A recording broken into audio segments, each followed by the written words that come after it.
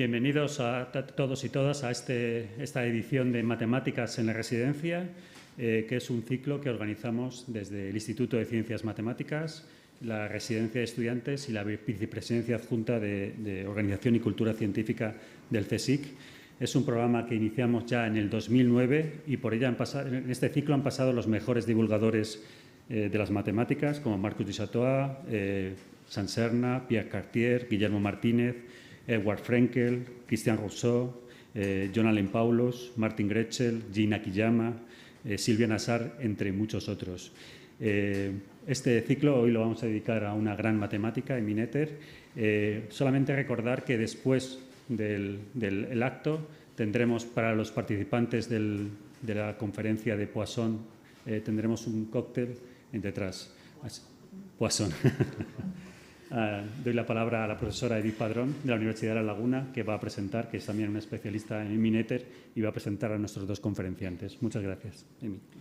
Bueno, buenas tardes a todos. Voy a hablar en inglés el resto de lo que voy a contar, pero aprovecho para decir en español que gracias a David, a Licemat y sobre todo a Eva, que es muy entusiasta de todas estas actividades, pues su invitación. Good afternoon and welcome to this colloquium. For me, it's an honor to be here today to talk about a great woman, a reference in the 20th century science. Two prestigious mathematicians, Yvette Kosman-Sbarz and Tudor Ratio, we talk over the next hour about Emmy Noether and her legacy to science. The colloquium will divide in three parts. In the first two parts, we will listen to Yvette and Tudor. Yvette will speak about the biographical and mathematical aspect to the life and work of Emmy Noether. And Tudor will tell us about the influence of Noether's work in the field of physics. In the last part of this colloquium, you will have the opportunity to ask them, all of you, the question that you consider about the Emmy Noether, the life or the work of Emmy Noether. Our first speaker is Yvette Kosman-Sbarz. Yvette has been a professor at the University of Lille and at the École Polytechnique in France. She obtained her doctoral degree in 1970 at the University of Paris under the supervision of André Linerovitch. Her contribution, around 80 papers and books, have been fundamental in the several areas like differential geometry, algebra, or mathematical physics. In my opinion, her papers are very clarifying. It's a pleasure to read them because they are very, very well written. Moreover, she is a woman concerned with showing the place of women in the mathematical science in France. I strongly recommend her paper, Women Mathematicians in France in the mid-20th century. It's a very beautiful paper about the work of several French women in math. In addition, she is the author of the very beautiful book related with the work of Emmy Noether, entitled the Noether Theorem, Invariance and Conservation Law in the 20th century. Yvette, thank you very much for accepting our invitation. I am sure the audience is waiting for your talk with high expectation. When do you want, you must start. Thank you. Thank you very much. And thank you for the invitation to this well-known place, which I'm honored to be at. Who was Emmy Noether? Good question. She was born in Bavaria, in Germany, more precisely in Erlangen, in 1882. And she died in Bryn Mawr, I will explain why, in Pennsylvania in 1935. She was one of the greatest mathematicians of the first half of the 20th century. In 1918, she published an article that has become fundamental in mathematical physics. However, this is only a very small part of her work, which is principally in abstract algebra and has become classical. So her 23rd page article of 1918, entitled Invariant Variational Problems, was written to solve a problem which had arisen in the general relativity of Einstein. It had an enormous influence in the later development of mathematical physics. While her work in the theory of the representations of algebras reached its full development in a 1929 paper, which also became very well known. And her articles on algebra were fundamental for the development of a theory of group representations and quantum mechanics. She was born in 1882 in Erlangen, as I said, which is a university town in North Bavaria, into a Jewish family. She was the daughter of a very well-known, distinguished mathematician, Max Noether, who was himself a professor at the University of Erlangen, and who played an important role in the development of a theory of algebraic functions. She had a younger brother by the name of Fritz, who studied mathematics and physics in Erlangen and Munich, and undertook a career as an applied mathematician. He was forced to emigrate in 1934. He chose a position in Tomsk, in the Soviet Union, and he died in 1941, executed for alleged espionage.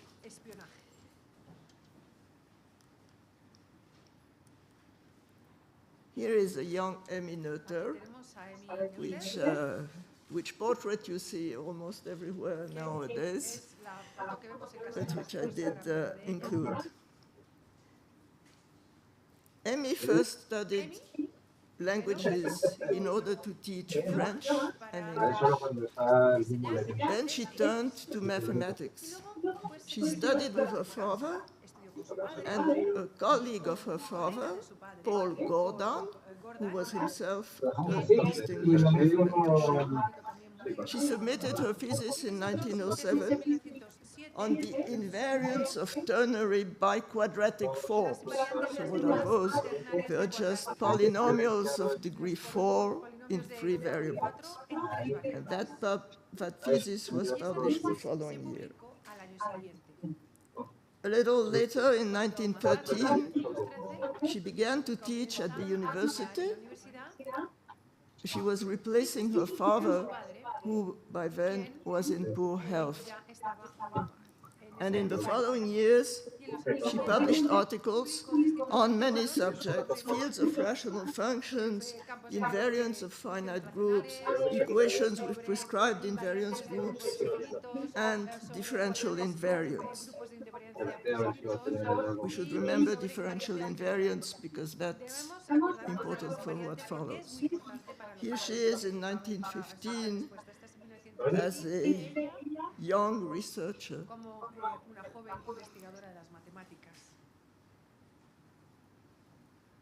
Here is where the theory of invariance comes in. In 1915, Einstein had published the final version of his theory of general relativity. That's the time when Felix Klein and David Hilbert, professors at Göttingen University, endeavored to comprehend Einstein's work. They started reading and studying the work of Einstein. And this is when they called upon Emmy Noether, who was an expert on invariance theory, to help them in that reading of Einstein. She came from Erlangen to Göttingen to work on the problem of energy conservation in general relativity. This is Einstein at the time of the theory of general relativity.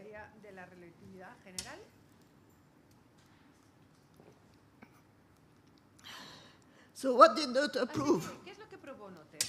She proved that every invariance transformation corresponds to a conservation law, and conversely. This result is usually called the Noether theorem, whereas Noether actually proved two theorems, the second theorem being of capital importance in general relativity. After the death of her mother, Emmy Noether visited Erlangen to be with her father in February and March 1918. This is the time when she made progress upon a question that had been posed by Hilbert and Klein, and this progress is witnessed in her correspondence. On a postcard that she sent to Klein in Göttingen on February 15, she gave a preliminary version of her second theorem. A month later, in a letter dated 12 March, she formulated her fundamental idea that the absence of an energy theorem in general relativity is due to the fact that the invariance groups that one considers are actually subgroups of an infinite dimensional group, which leads to identities satisfied by the Lagrangian equations and by the Lagrangian expressions. And here is a letter from Emmy Noether to Felix Klein of 1918. You see the handwriting, which is fairly difficult to decipher because it's written in fracture, which at the time was already an old-fashioned way of writing. Here is what Hermann Weil writes in 1935. To both Hilbert and Klein, Emmy was welcome, as she was able to help them with her invariant theoretic knowledge. For two of the most significant sides of the general relativity theory, she gave at that time the genuine and universal mathematical formulation. Her strength lay in her ability to operate abstractly with concepts. She presented a communication at the Göttingen Mathematical Society on the 23rd of July 1918, and her article was completed at the end of September. Here is the first page of her article, and you see it has some citations, and it's a very short article by our standards. I think it's 23 pages long, but it's enormously important.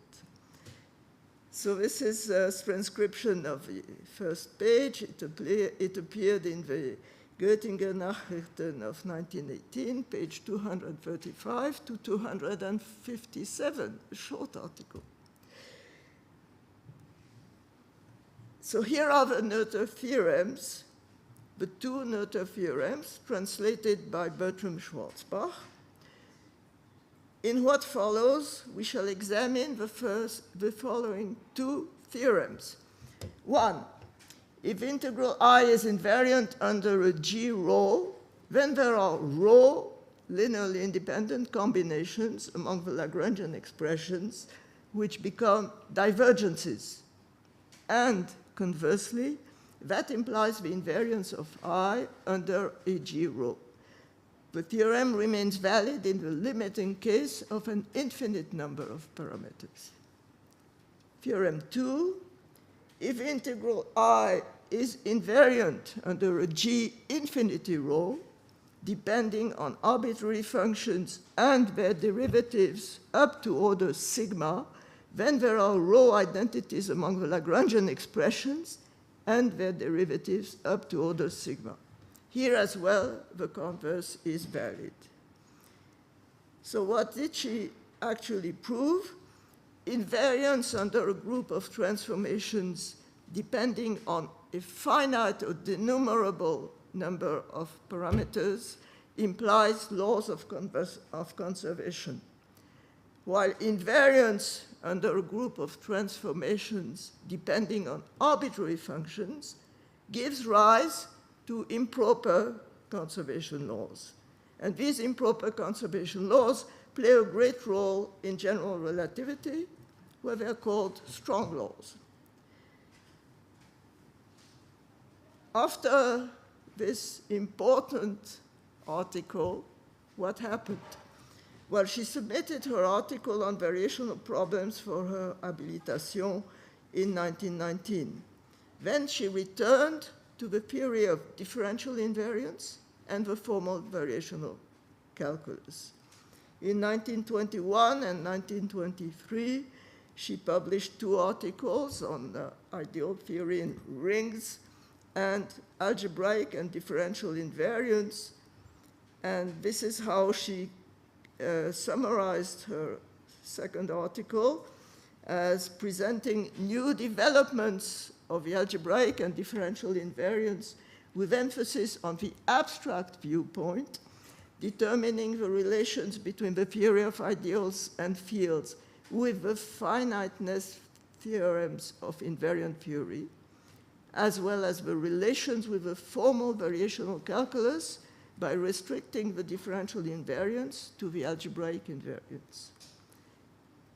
So here she is at about that time in Göttingen as a young, still young researcher. Noether gave her name to an adjective, Noetherian, which is used in algebra for a ring which has the property that every increasing sequence of ideals is finite, or what is equivalent, that every ideal is generated by a finite number of elements, such as the ring of integers or of polynomials with real coefficients. In ring theory, she studied the structure of ideals, first in commutative rings, then in non-commutative rings. And her 1926 article on the finiteness theorem for the invariance of finite dimensional linear groups contains important results already in 1926. Her articles on ideals in polynomial rings, on the theory of invariance of linear groups, and on the general theory of ideals in algebraic number theory are nowadays classics. Here is Miss Noether in 1925. So what did she publish on representations of algebras? In 1921, Noether had already introduced the theory of groups in topology and developed the first elements of algebraic topology. This axiomatic work led her, after 1927, to the study of the representations of non-commutative algebras by linear transformations, still with applications in number theory, to the study of commutative number fields and their arithmetical properties. And here she is lecturing at about that period. Was it Professor Noether that we saw on the photograph? Well, it is indeed Emmy Noether, but not Professor Noether. She was never awarded a professorship, though she taught, at first without pay, substituting for Hilbert. After she submitted her habilitation in 1919, she became a Privatdozentin, which allowed her to teach under her own name, but still without salary. After 1922, she received a small salary, and her lectures attracted very gifted students and foreign visitors.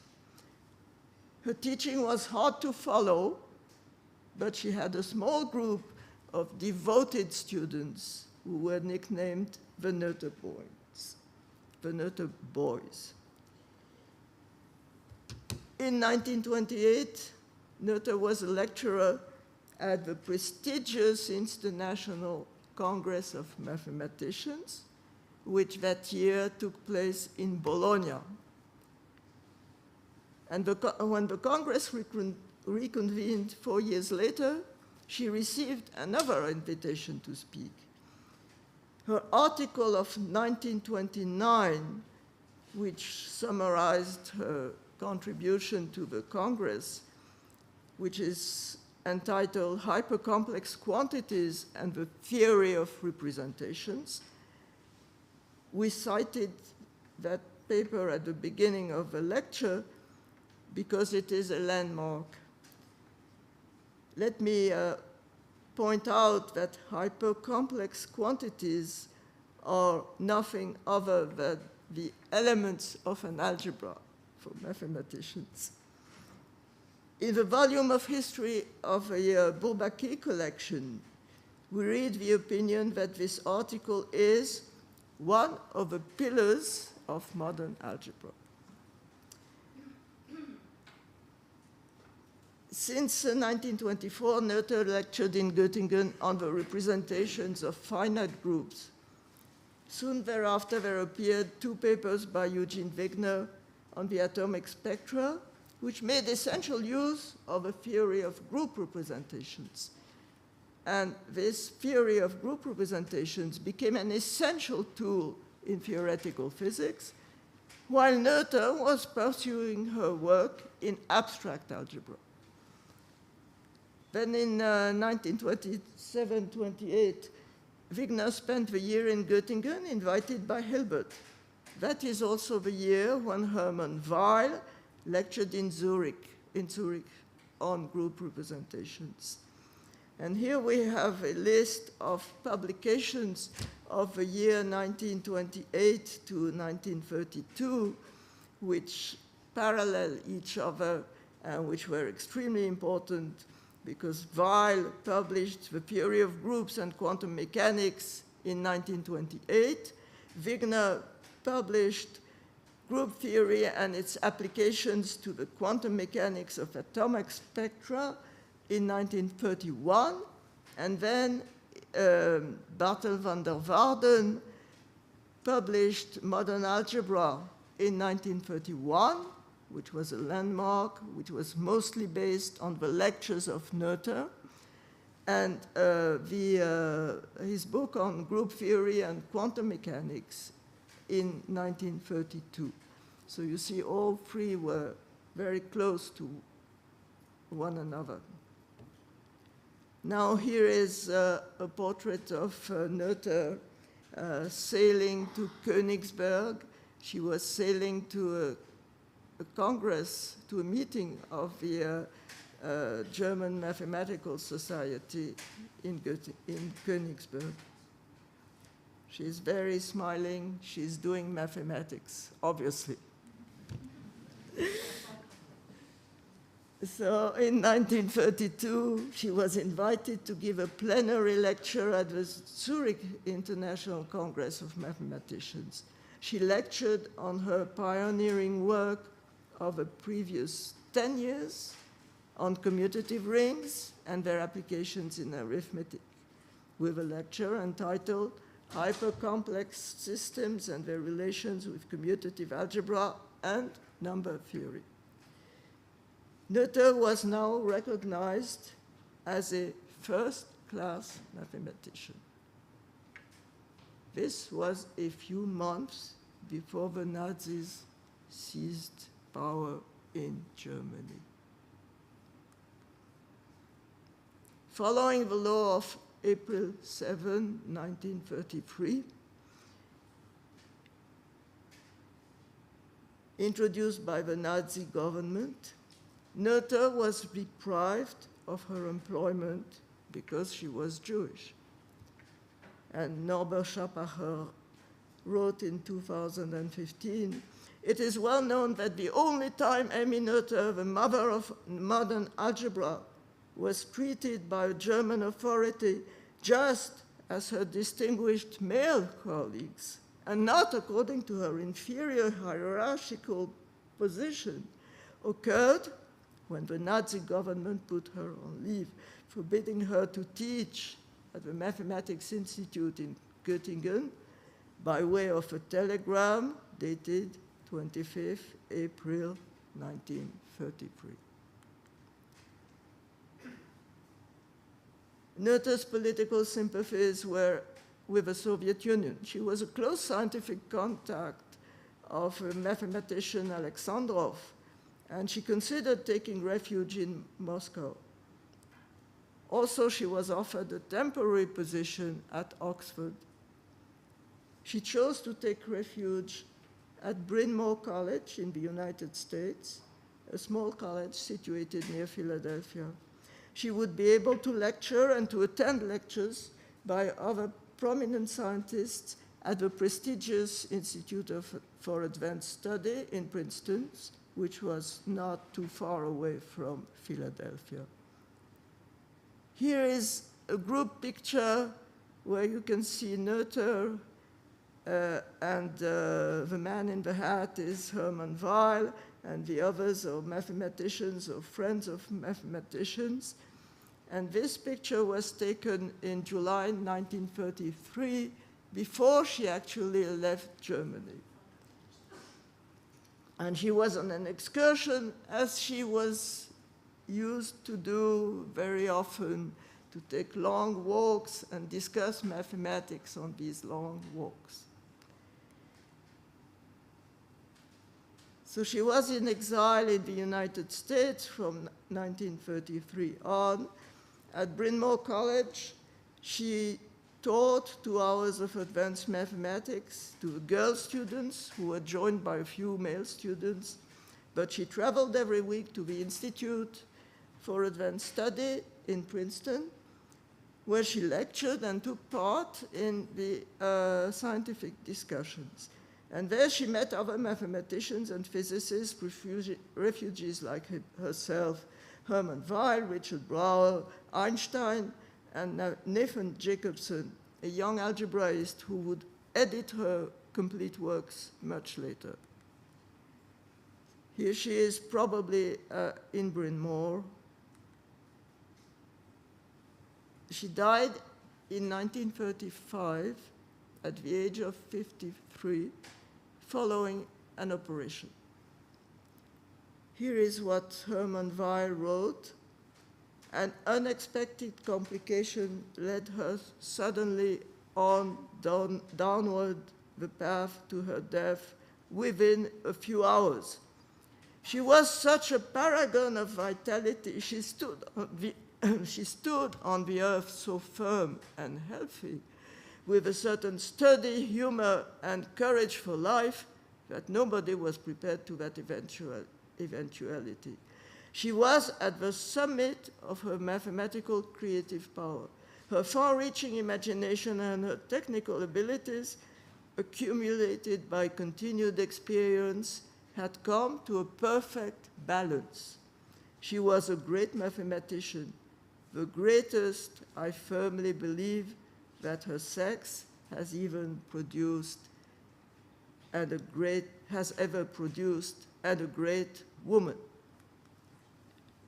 I shall add two more opinions, that of Chevalet, who in 1950 published an unfinished manuscript of Noether, which proves once more how much a forerunner she was in all branches of algebra. And when her collected works were published in 1983, 48 years after her death, another French mathematician, Jean Dieudonné, also a member of a Bourbaki group, wrote, "The publication of Emmy Noether's collected papers has long been overdue, since she was by far the best woman mathematician of all time and one of the greatest mathematicians, male or female, of the 20th century. The centenary of her birth and the spate of books and papers on her life and work which accompanied it have given the opportunity to repair this neglect." This is it.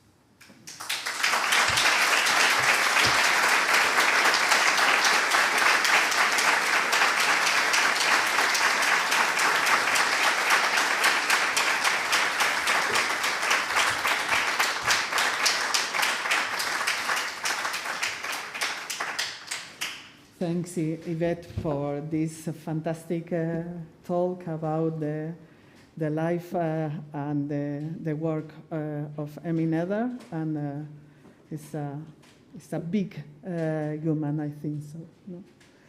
The next speaker is, I think, it's possible to pass.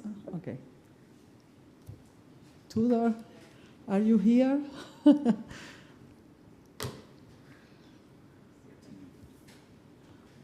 Hi, Tudor. Nice to see you. Okay. Okay. Just a moment, please.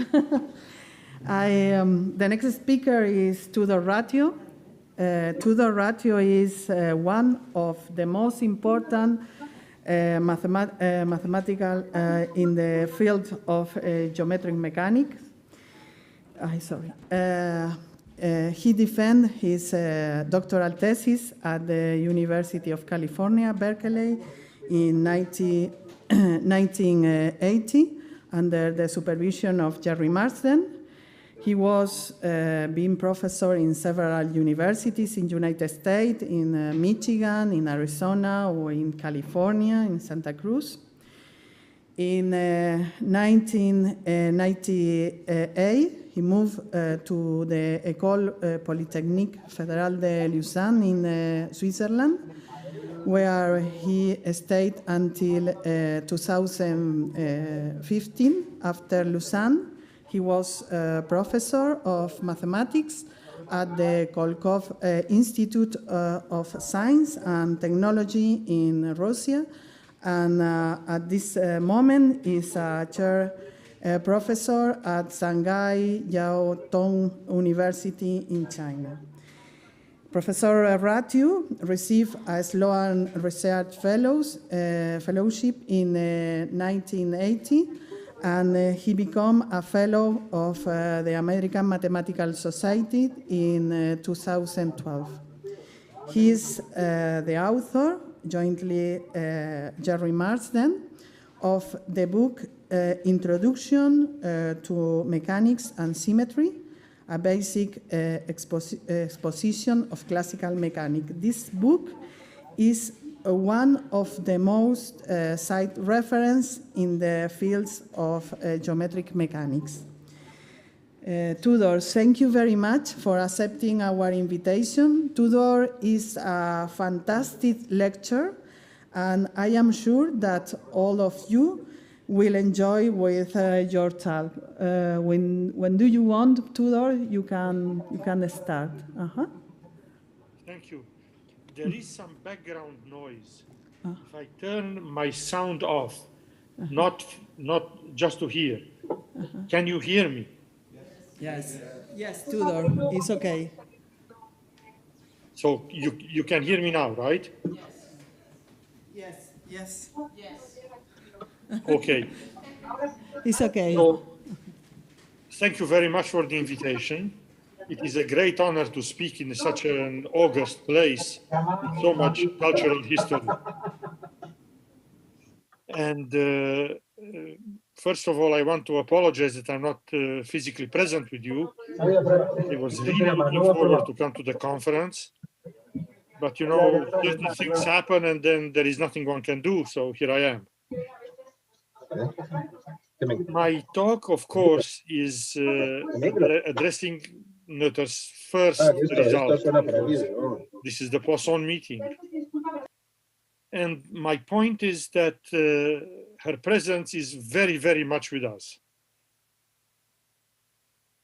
You will see in what, in my opinion, she has created. She has created a huge field of mathematics and theoretical physics, which is extremely active with a lot of open problems. So I'm going to start sort of easy, and then I'm going to end up with genuine difficult open problems. Let me see if this is working. Okay.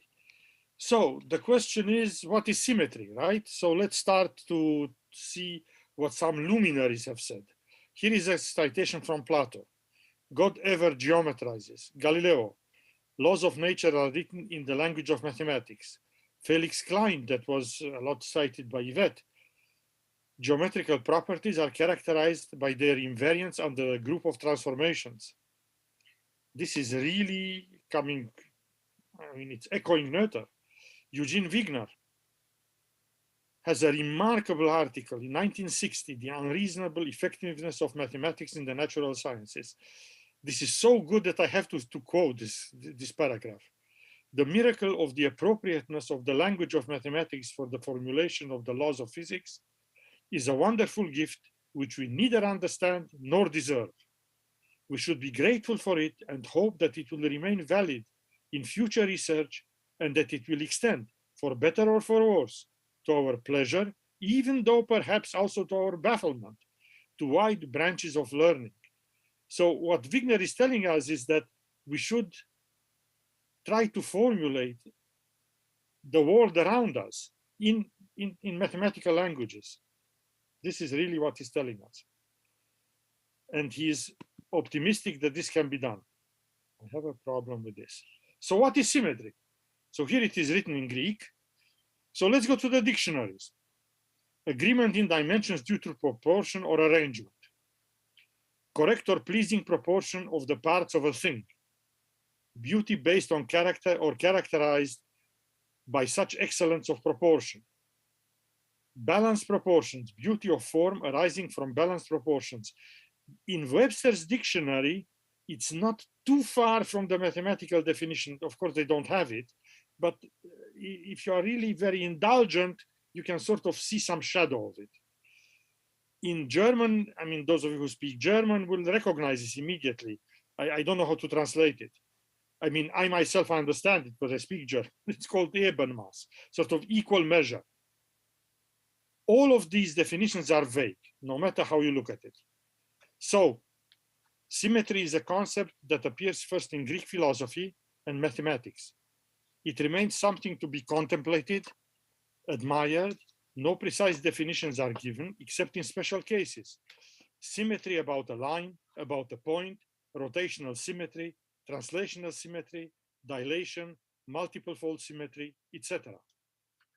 But there is no evidence that the Greeks and all subsequent civilizations understood what symmetry really was. They contemplated and constructed symmetric objects, buildings, statues, and paintings. Here is Ian Stewart, who I really think put his finger on the point. In this book, Why Beauty is Truth, A History of Symmetry, there have been attempts to formalize the idea of symmetry, but the merit to have done it goes to Évariste Galois, the founder of the theory of groups and group actions. This is probably the most tragic figure in the history of mathematics, died in a duel when he was 21 years old. He left a body of work that has created what is today modern algebra, Galois theory, and the entire theory of groups. Once people started understanding what Galois actually did, it took a little bit of time though, there is an explosion of mathematicians working on symmetry. Let me quote just some of them: Lie, Engel, Jacobi, Riemann, Poisson, Plücker, Grassmann, Weierstrass, Killing, Cartan, Poincaré, and the rest of the 20th century all the way today. Practically all mathematicians today deal with symmetry in one form or another. So, in fact, I'm going to make a point pretty soon that even if they don't know it, they have to deal with it. So what is symmetry? Well, there are two formulas in my talk. I was asked not to have any formulas. This is one of them. Symmetry is the action of a group on a space. So for those of you who are not mathematicians, a group is a set in which you can multiply and divide. And the space is just some set. So this is a rule that associates to every group element and a point another point, such that if the group identity acts, nothing happens, and you can concatenate the applications of two group elements. The point is that this is what nature does in all instances when one has symmetry, even hidden symmetry. Now, often G is a Lie group, and then carries additional structures such as a manifold, a foliated or stratified space, a general topological space, or a linear space, in which case the action is called a representation. Now, a Lie group is a manifold together with a group. A manifold, for those of you who are not mathematicians, is a set on which you can calculate. You can do vector calculus, some generalization of vector calculus. So you know what it means to differentiate a function once, twice, as many times as you want. Well, all you have to ask is that this map phi can be differentiated as many times as you want. And that would be a Lie group action. The point is that with this definition, you can work with symmetry. You don't just contemplate it. So the search for symmetry has become one of the main goals of modern science, since symmetry is everywhere, even if not apparent, and is hard to tame. This is essentially also what Noether has done, as you will see. Faced with a problem, often the first task is to determine its symmetry, since they impose severe restrictions on the problem and its solution. Not knowing them can lead to a wild goose chase. I'm going to give you examples at the end. Physics, exactly as Yvette already mentioned, was the first science to embrace the concept of symmetry. It is now everywhere in physics, from classical to quantum mechanics, from geometric optics to general relativity. Let's go back to Noether, 1918. Symmetry gives rise to conserved quantities. You have heard this over and over already. Well, you need to specify what are the hypotheses of this theorem and what it really means. In fact, Noether did much more. Let's read Noether a little bit more carefully. The first page of her paper that was flashed on the screen also by Yvette. Let's read a little bit. We consider variational problems which are invariant under a continuous group in the sense of Lie. The consequences that are imposed for the associated differential equations find their most general expression in the theorems formulated in paragraph 1, that's our first theorem, which are proven in the subsequent sections. For those differential equations that arise from variational problems, the statements that can be formulated are much more precise than for the arbitrary differential equations that are invariant under a group, which are the subject of Lie's researches. What follows? This depends upon a combination of the methods of formal calculus of variation and of Lie's theory of groups. Let me put it in context. What did Lie really want? Lie wanted to do some kind of a Galois theory for differential equations. Of course, he didn't get there, but he got very, very far. Noether points out that if you have additional structure, variational structure, much more is going on. Let me tell you how I interpret what she says. She she predicts what today we call reduction. She uses reduction on the tangent bundle because it's a variational structure, or Lagrange's equations, to eliminate more variables than just the ones given by the momentum map, by the conserved quantities. Which variables does she manage to throw out? Those that are associated to the broken symmetry of the group attached to the constant value of the momentum map. Okay, this is probably too generous, but if I look carefully, I can see this. So who are the dramatis personae in this whole discussion? There is a phase space. Since we are in a Poisson meeting, I'm just going to say this is a Poisson manifold. For those of you who are not mathematicians, this is a code word for a phase space in which one can write down Hamilton's equations. Symmetry already I have said. You have a Lie group acting on this, and it preserves the Poisson structure, whatever that means. There is an infinitesimal information. G is a manifold, so it's like a surface. You can take the tangent space at every point, take it at the identity element, and this is called the Lie algebra. This contains a huge amount of information concerning the Lie group. The next element I'm not going to justify, I'm just simply going to tell you that if you take the dual of this linear space, this is the range space of conserved quantities. And now comes my second formula, and that's the only other formula that I'm going to do. There is a map J that goes from M into G star. So to every point in this phase space, I associate a linear function along the Lie algebra. There is a condition. You require that the Hamiltonian vector field of each component, of course it's a vector field, is dynamic, it has a flow. That flow has to be given by the action of the group. So what is Noether's theorem? Let's quote it again.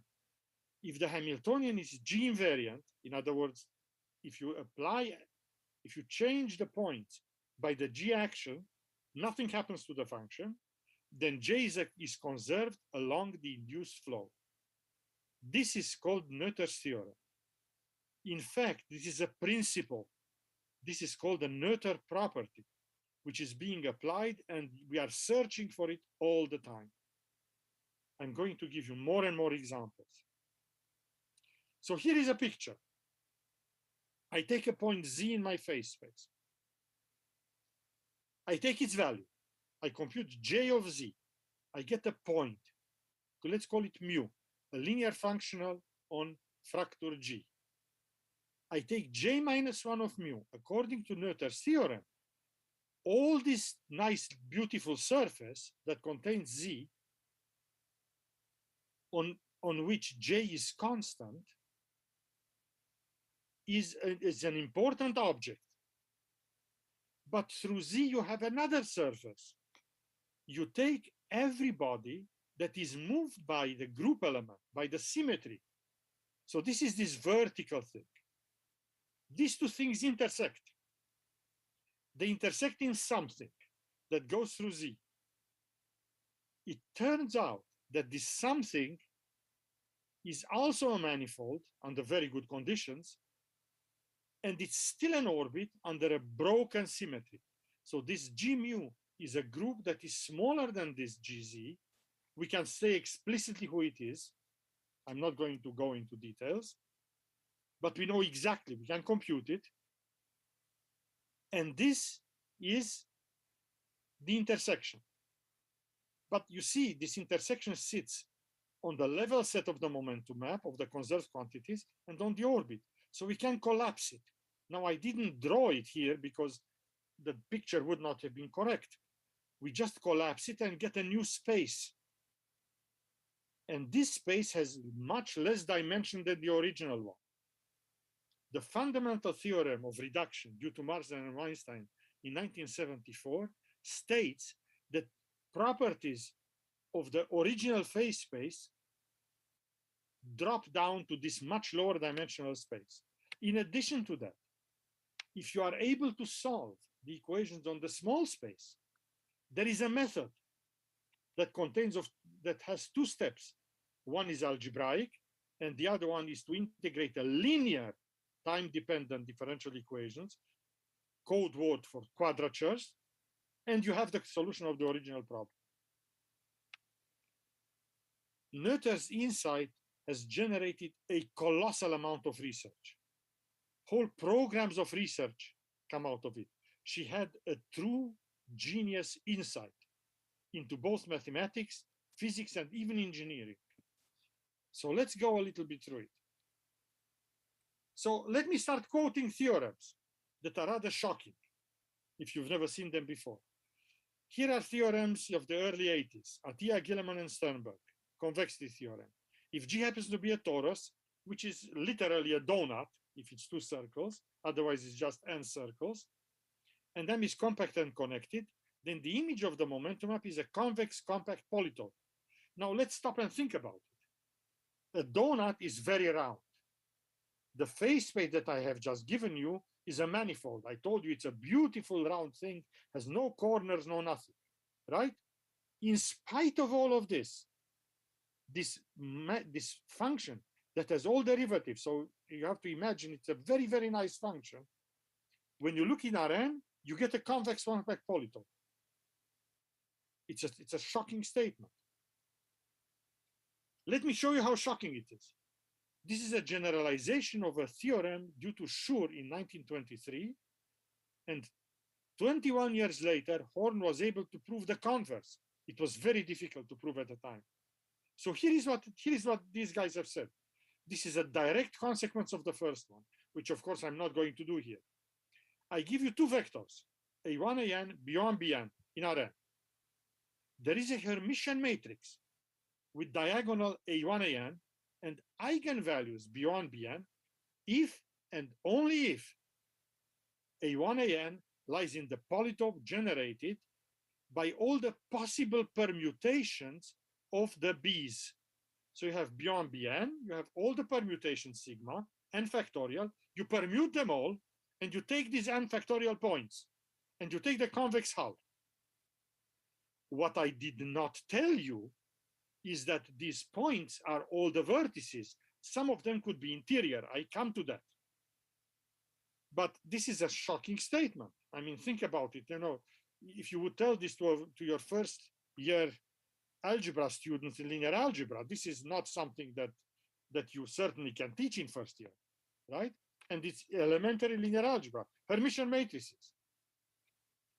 If in addition, the dimension of M is 2n, here is another shocking theorem, then this polytope completely characterizes M, the action and the momentum map. In other words, if I hand you a polytope of a certain kind, today called the Delzan polytopes, I can build explicitly, and there is a method how to do it, the manifold, the action, and the momentum map. Let's keep going. Duistermaat-Heckman tells you that J of M breaks up in subpolytopes. Why? Because I never told you that all the vertices here, all those important points here, which have analogs, which I don't want to go into what they are all on the edges. They could be interior. So there are interior walls, interior vertices. So you get little subpolytopes. Then, if you have a phase space, let's take it compact, then you have a measure, which is very important. You push forward by the momentum map. This turns out to be a piecewise polynomial function. Let's say it in a different way. The Fourier transform of the canonical measure is given exactly by the stationary phase approximation used in physics. It's an amazing theorem. It links conservation laws, symmetries to microlocal analysis. It forges a bridge between what we call today symplectic, Poisson, Dirac, whatever, groupoid geometry, to very deep analysis. And this is very important. So let's keep going. Well, since it has been so successful, let's pretend that in an integrable system, the connection of all conserved quantities is a momentum map. In fact, today we actually do this. We even say it like this. The definition I gave you does not allow you to do this. I had to know the symmetry. Here I don't. I simply tell you, you have these conservation laws, they commute, they are generically independent, they're the differentials. And let's pretend that this would be a momentum map. Why do I pretend? Because I'm going to ask the questions what a momentum map does. I'm going to ask Noether's questions to this situation. Well, if you have 2 degrees of freedom, there is an analog of Dalton's theorem. Even if the symplectic manifold has logarithmic singularities. This is due to Pelayo, von Gogh, and a bunch of other people, Holo, Dulin, I can keep going. This is an active area of research and is by no means closed. Notice 2 degrees of freedom. How about 3? There is a single thesis due to Vacher who does this, and he does something, it's not finished. How about logarithmic singularities? Yes, part of it is known, not completely. How about more degrees of freedom? Nobody knows how to do it. You want a few theses? Here you have 5 theses minimum. Let's keep going. What if you don't take a torus, right? Up to here, everything was a torus. Let's take G to be compact. You look at J of n, it's not a convex polytope. However, if you intersect with what is called a Weil chamber, then you do get a convex compact polytope. A Weil chamber, I can't explain it. It's a certain sort of like an infinite pyramid that you build in the Lie algebra, which is the linear space, if G is compact. You can define it geometrically if you do group theory, or purely algebraically if you teach a Lie algebra course. So you get a convex polytope. But now you are immediately faced with some questions, which I want to address in a moment.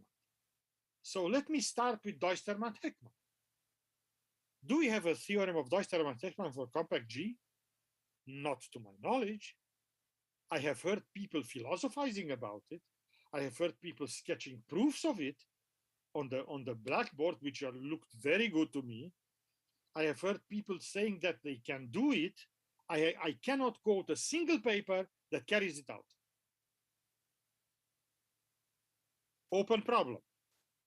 This needs to be cleaned because it links, as I said before, symmetries to microlocal analysis. Previously, it was just tori. Now we are having compact groups. It's a completely different game. How about the Kerman polytope? Well, here is J of n. This is not convex. But compact groups have tori inside, the maximal tori. So you can apply the convexity theorem of Attila, Gillerman, and Sternberg. How do they relate? I don't know how to say it. I'm going to do it by hand. Like this, tuck, tuck, tuck, tuck, tuck. You take this polytope and you can move it by something. By what? Again, a group, which is called the Weil group. But okay, this is just if you wish algebra or group theory. Let me put my hat on as a person who does dynamics. I claim that the Kerman polytope is a bifurcation diagram for the dynamics, as the value of the momentum map changes. So what am I saying? You have a problem. The picture that I drew about reduction is wishful thinking. Everything was beautiful, round, no corners, no edges. It never happens. Lagrange knew already this. In the three-body problem, he already dealt in his mécanique analytique with singularities. These singularities are precisely the points where dynamics bifurcates. Bifurcation of dynamics is the skeleton on which the rest is built. So we need this. Duistermaat-Heckmann told us, and whatever this theorem is that is not proved, told us how to link it to analysis. I want to link it to dynamics. So what do? You look at the conserved quantity and you start moving the value of the conserved quantity. So generically, it's okay, it's round. Now suddenly you hit a wall. Let's say it's interior. You drop dimensions in the derivative. You lose rank. Okay, every bifurcation theorist knows. You lose rank, you gain symmetry. What do? How do you deal with this? Because you have vertices, edges, and walls. that come from the conservation law and others come from the group itself. They clearly play a different role. This is completely open. Zero is known about it. Yet, if you want to do dynamics, if you want to understand Hamiltonian, Lagrangian dynamics, whatever, you are faced with this. This is what should be called Hamiltonian bifurcation theory with symmetry. What I am telling you is carry out Golubytsky's program in the Hamiltonian setting. Take any paper of Golubytsky and say, instead of vector field, say Hamiltonian vector field, go. You're going to discover very fast it is extremely difficult. There is a good reason why Golubytsky didn't go there. I can count on one hand the papers who handled it. Of course, Golubytsky and Marsden are authors. So here is, you want 20 theses? At least, here they are. Let's keep going. Well, what if you don't have momentum maps? I mean, I never told you that the momentum map exists. It exists in Noether's case, but in general, it doesn't exist. So there are cases, Poisson case. This is due to Lou and Weinstein. Group-valued momentum maps, Alexeyev, Hubschman, Jeffrey, Meinrich, and many others, right? Cylinder-valued momentum maps, Condevo, Dazor, and Molyneux. Optimal momentum map. This has values in topological spaces. Chern-Simons differential character valued momentum maps. Are they allowed to be called momentum maps? Yes. They all have the Noether property. Invariant Hamiltonian implies that the flow is conserved by all these momentum maps. Look what I'm telling you. I mean, it's rather shocking. In topological spaces. So there are points in a topological space that are conserved? Yes. Well, I can tell you, what do you do with them? I have no idea. Chern-Simons differential character value momentum maps. I mean, this is beautiful algebraic geometry, beautiful topology. There are classes that are conserved. What do these classes do? See, a standard momentum map cannot see them. These are discrete. I come to that. Donaldson pointed this out in the 90s. Donaldson pointed there are obstructions. These are the obstructions. But these obstructions, in fact, are conserved if you open your mind and let the momentum map be more generally defined. For some of these, convexity is proved. How about the other ones? Is there a Dazan theorem? Is there a Atiyah-Gilman-Sternberg theorem for them? For some, it's known. For others, it's not. I can tell you for a fact that I'm sure that the image in this topological space is convex. But to say that it's convex, I need a class of functions to tell me what it means to be convex. I don't know what this class of function is. If I would be able to tell you the class of functions, that would be a theorem. I don't know what this class of function is. Okay. I showed you the picture of reduction, which was all nice and round. This is a pipe dream. It's not true. So you have singular symplectic reduction. For general theorems, for general symplectic manifolds, this is a closed theory.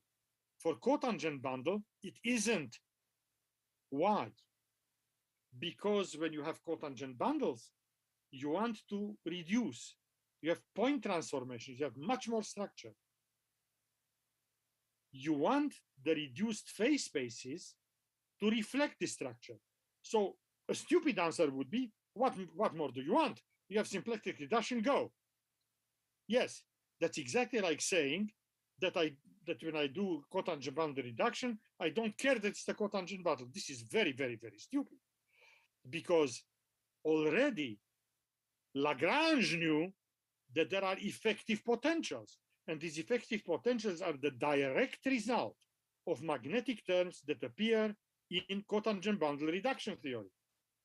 If you read Lagrange carefully, the second volume, he has it. It's absolutely astounding what Lagrange understood. So you say, well, I can imitate the proofs. Good luck. The proofs require a principal bundle with a connection. Now you have what? You have stratified spaces. Are you going to do calculus on stratified spaces? Maybe. I personally don't think this is the right way to go. But there is hope. There is hope. This is within reach. I'm not saying it's easy, but it's within reach. How about, here is a big one. All I talked here is on the Hamiltonian side. This is not what Noether did. Noether was on the Lagrangian side, on the variational side. She was aware that analysis has to come in. So let me ask the same question. Singular reduction of variational principles. I don't even know how to ask the question. What do you mean? How do I do singularities with variational principles? It's there because you have it on the Hamiltonian side, and put any conditions you want, you're going to get something here. What does it mean to have singularities here? How is it reflected in analysis? What kind of theorems do you have to prove? Completely open. Beautiful analysis problem. I think it's very tough. Let's keep going. Here is something that every bifurcation theorist tells you immediately. That's how they start their lecture, if there are symmetries. If the flow phi t, the dynamics, commutes with the action, in other words, with the symmetry, so if the dynamics commutes with the symmetry, if I take a point in phase space, then the stabilizer groups of z and phi t of z coincide. This is the conservation of subgroups. Singular reduction incorporates this in a very clever way. In other words, what I'm telling you now is that there are conservation laws that are groups, broken symmetries. GZ is all the symmetries that don't affect the point Z. If I go with the flow to t seconds later, I get the same thing. It's rather remarkable. Bifurcation theorists with symmetry do this. Open any of the Golubitsky books or papers. This is what you will see immediately. The conclusions are amazing, even for Z2 symmetry, let alone compact groups. In fact, most of the papers don't go beyond S1. Even that is not easy. Hop bifurcation with symmetry. There are books written about it, and the symmetry is S1, the circle. Okay, let me push forward. Discrete conservation laws. Well, in infinite dimensions, in the 90s, Donaldson has written a series of remarkable papers. In these papers, he points out that there is no way you can compute momentum maps, for example, for the symplectic diffeomorphisms. You can't do it. Not because you are stupid, because it's impossible. There are obstructions. The obstructions are topological, and he points them out.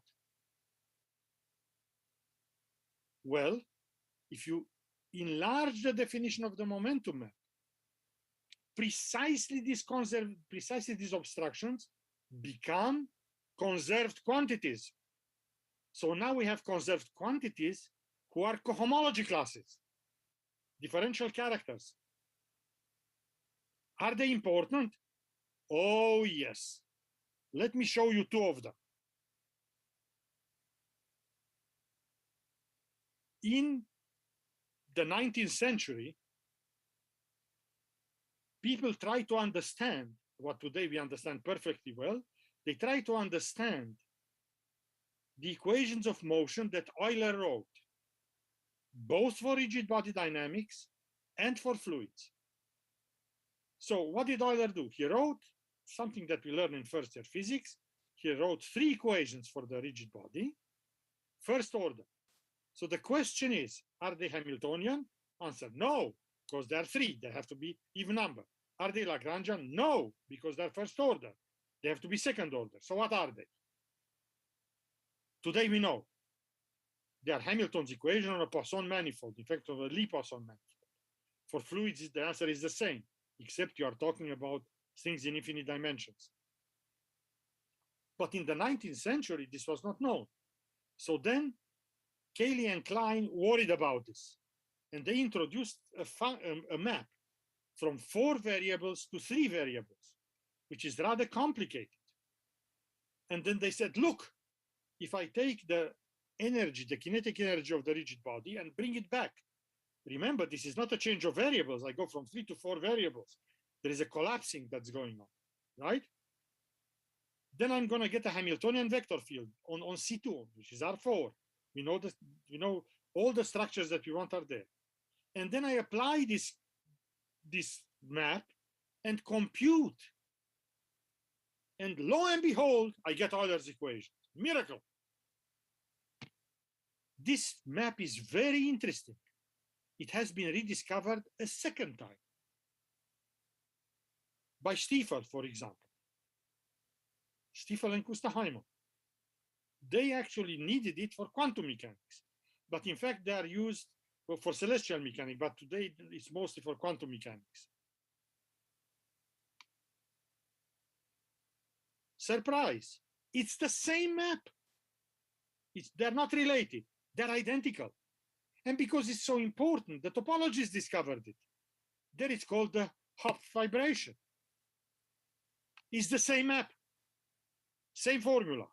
Today, for us who know symplectic geometry, it is the momentum map from C2 to R3 given by the SU2 action on C2. But the Clebsch variables are the analog of the same thing in fluids.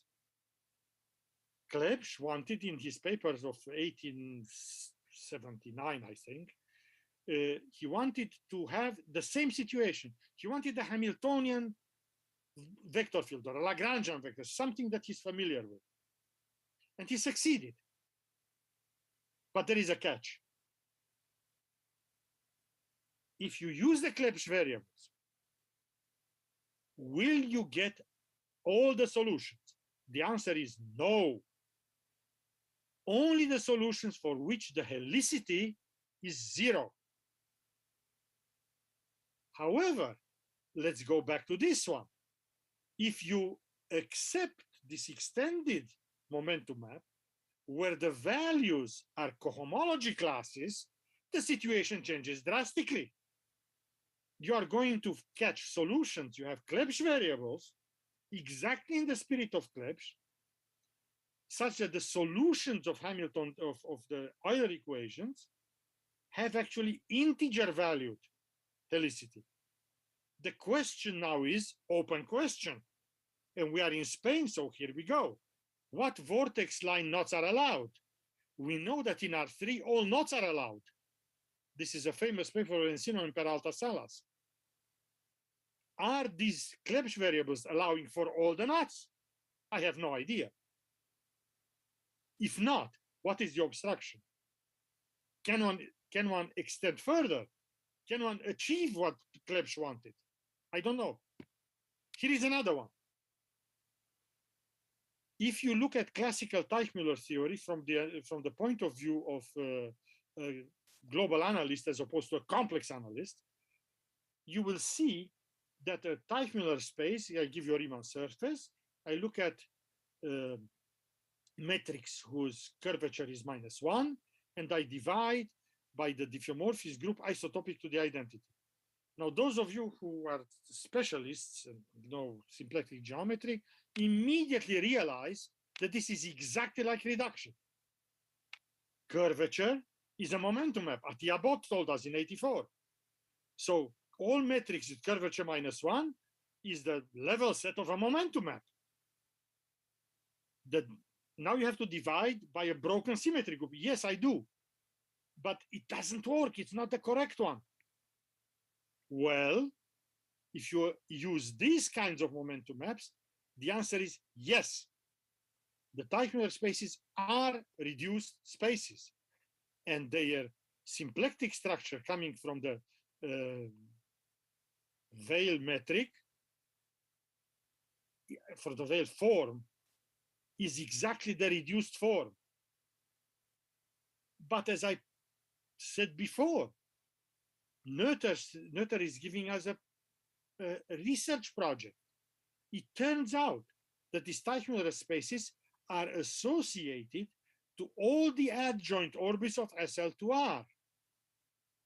The classical ones are associated only to the two-sheeted ones, but there are other ones. They're the one-sheeted ones and the parabolic ones. So the Teichmuller spaces have sisters. Never, ever studied. People are not even aware that they exist. I can show them to you. I know who they are.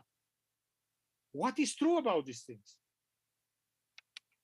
Do they admit universal analogs? The universal Teichmuller space is quasi-symmetric homeomorphism divided by PSU on 1. This is the first parabolic orbit of the Bott-Virasoro group. What's happening here? I have no idea. You want research programs? Here we go. They're all induced by these conservation laws that Noether has told you to study. Here is a real big one, and I'm just going to put a sentence. Once you understand things, discretize and do numerics. I cannot emphasize enough how important this is. There are huge amount of open problems here, which are very, very important. They are being rediscovered over and over and over again by people. Many of you in the audience have done this and know what I'm talking about. It's extremely interesting and very important. It would help computational fluid dynamics a lot. Let me close with a warning. You ignore symmetry at your own peril. So let me start. You're an engineer who wants to study elasticity. Okay? So what do? You have a body, and this body is moving through space and is getting deformed. Let's look at it geometrically. Getting deformed means that the particles inside are getting permuted. If everything is smooth, this is a diffeomorphism group. Let's put all the good conditions, right? It's a diffeomorphism group. This is the particle relabeling diffeomorphism group. But you also look at the body from outside. You look at the fluid, for example, from the shore, and the water is going by. This is the spatial description. So in space, there is something else that acts. And you know, the physical laws cannot change. So this is the diffeomorphism group of space. Okay. One is material, and this is what is called the material frame indifference. This is what engineers mean. When an engineer is telling you I have material frame indifference, it means that he has a material which is good enough so that the diffeomorphism group of space acts correctly on it. They know what they are talking about. We need a dictionary to understand what they are saying, but they know what they are talking about. So now you have a body which is getting deformed. So now you look at the shape. So you have made a quotient. So you are looking at a principal bundle. A principal bundle is the body, the group of diffeomorphisms, and the shape space. Here is your principal bundle, on which a second group acts, which commutes with the first, which is the diffeomorphism of space. How much more geometry do you want? Hard to beat. This is, I haven't even begun doing engineering. I haven't even set up the problem. I throw a bar and I want to understand it. This is what I'm doing. Okay? If you ignore symmetry or you don't see it, you get into trouble. Here is one example. You look at liquid crystals, which is your screen. And there are various models. In the best one that is known today is due to Ehringen. Incidentally, I have to point out to you, this is it's a rather sad story, in fact. Ehringen was a civil engineer in Princeton. This was during the heydays of Young-Mills theory. I mean, it's hard to believe what I'm going to tell you next. This guy was running around on campus. I know this for a fact because Jerry Marsden told me that this guy was pestering him every time he was visiting Princeton. So he wrote some equations down. His systems were incomplete. They missed an equation. I don't want to go into all of this. And nobody paid attention to what this guy was saying. Nobody. What Ehringen was begging to understand was that the equations he could not write down, which he could spell in the words, it should be like this, but it's not advection, it's something else. I have another term. You look at his book, and he's trying to tell you that is the equation in which the dynamical variable was a principal connection for. Can you imagine this? At Princeton, during the Young-Mills heydays. And this engineer was completely pushed to the side. He did things that are more difficult than Young-Mills. It's dynamics. This equation, the variable is the connection. The second term is an advection term, like conservation of mass or entropy or magnetic field. And then there comes a covariant derivative relative to the connection that is time dependent of what is called the gyration vector. And the gyration vector is the main dynamic variables that describes the particles that are due to the internal degrees of freedom of a complex fluid. So this guy tried to guess. There are other simpler models due to Ericsson and Leslie. Nobody, not a single mathematician, not a single physicist, after Carl Osen, has attempted to do a formulation of liquid crystals. They are all engineers, all of them. And they were begging the mathematicians and the physicists to do the theory, and they were ignored. All of them. Ericsson, Leslie, L'Huillier, Ray, Ehringen, I can go down. Ray is a chemical engineer at, in Toronto. Look at his papers. He has bifurcation diagrams. He's a chemist. So they, in fact, Ehringen tried to guess, and he couldn't. It's subtle. If you use the correct thing, if you use Noether theorems, you look for conservation laws, you try to understand the correct variables, you can solve the problem. This has led to, there were camps in this field that were fighting with each other, saying that this guy doesn't understand, you have to go to physics. Nonsense. All you have to do is you have to do the correct, you have to apply the correct symmetry, and what Ehringen wanted, that Ericsson Leslie is a special case, is true. But you have to say when and how and what, and explicitly do the math. Today we can do it. Here is another one. Very simple. Why does an elasticity theorist never talk to somebody doing hydrodynamics? After all, they do the same thing, don't they? They study bodies in space. One is solid, one is liquid. You look at the hydrodynamicist, he always uses Euler's equations. You look at the elasticity theorist, never, ever spatial. It's always body representation. Why? Because the internal energy density of a solid does not include the potential energy of a fluid. They are not the same. The internal energy of the body is more complicated, but does not contain the Jacobian of the transformation. Whereas in fluids, that's exactly on what it depends and on nothing else. Therefore, it is more convenient in fluids to go with what we call today right actions as opposed to left actions. here is a problem. Is there a material that contains both? Of course. You want me to write it down? I write it down for you. I know exactly what I have to put.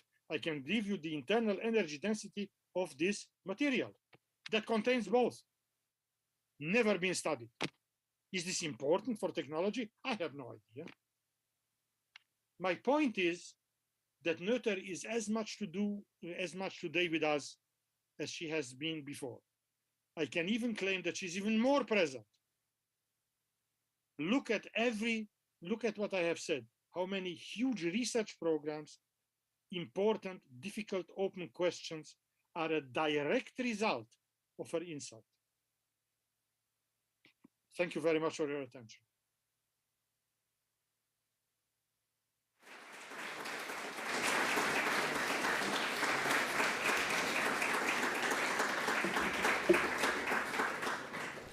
Thank you, Tudor, for showing the influence of Noether in the work in geometric mechanics. And now we have time only, I think, one question. Somebody want? Someone want only one question? For okay, you? I'm sorry, but. I have a possibly naive question. So you mentioned Noether's thesis, right, about quartic polynomials in 3 variables. And do we know what she discovered, or what was the conclusion of the thesis? What did she learn about those quartic polynomials? That's what you mean. Your Noether's thesis. It was extremely computational, and she disapproved of her thesis. She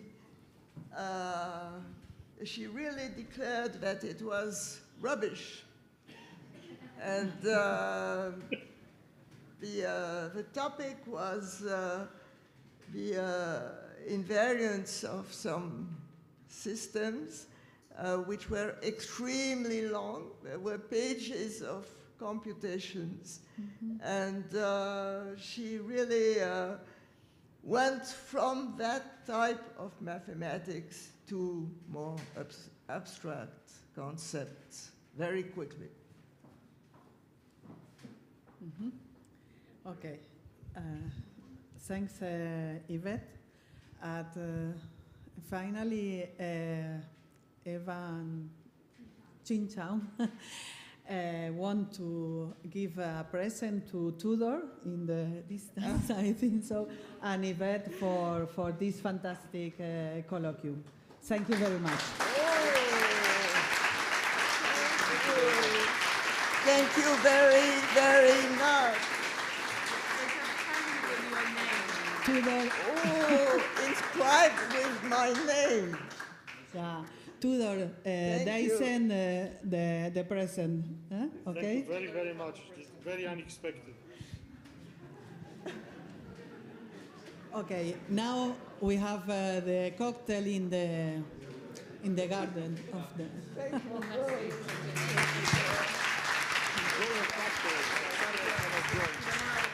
you.